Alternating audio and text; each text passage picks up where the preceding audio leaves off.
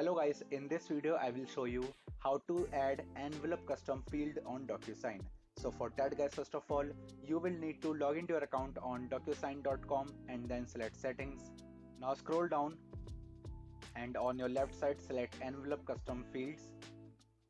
Now select this button right here in the center of the screen called add envelope custom field. Now select on it. Now you need to fill this field name.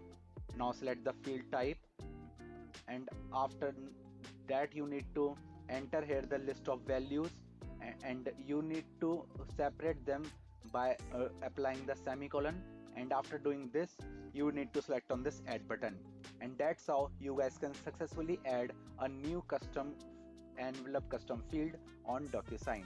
So that's it for the video now. If you find this video helpful, then make sure to share this video with your family and friends, and also subscribe to our channel for more such content, and thanks for watching.